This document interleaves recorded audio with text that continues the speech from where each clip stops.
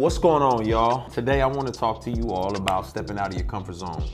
And obviously there's a lot of situations and circumstances where God is calling us to take a leap of faith, right?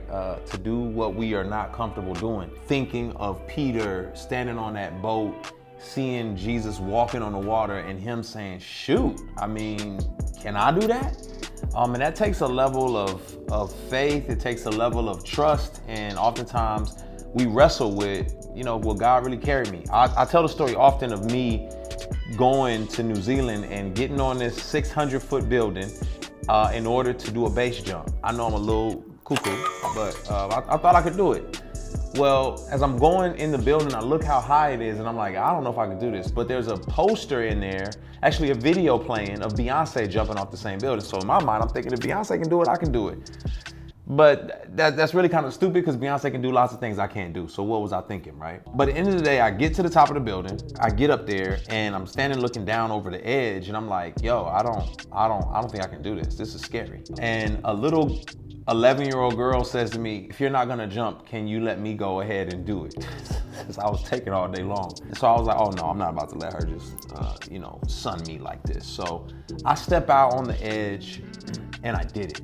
I jumped. I didn't die. I'm able to tell you this encouraging story because I did it to let you know that there's often situations in our life like that, where you're standing on the cliff, the edge of something new and different, and you're asked to trust God. You're asked to say, God, I need to trust you. But isn't that what faith is all about? Isn't faith about us believing that God can do what we can't? Isn't that the whole idea of trusting in him is the reality that we admit our own weakness and our own frailty and that we need a God who is greater, who is bigger, who is all powerful.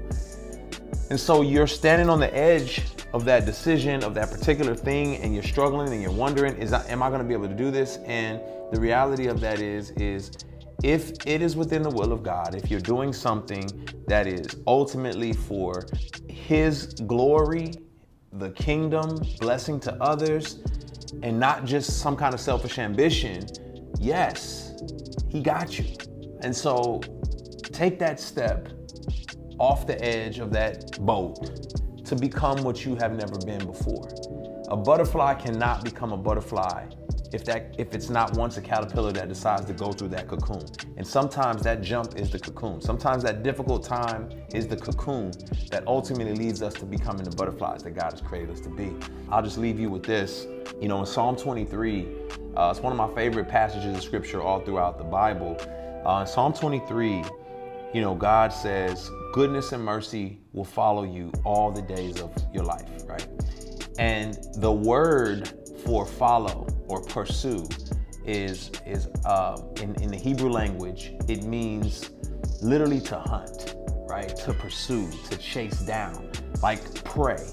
And so God's goodness and mercy is always chasing after you if you trust in him. It's hunting you down.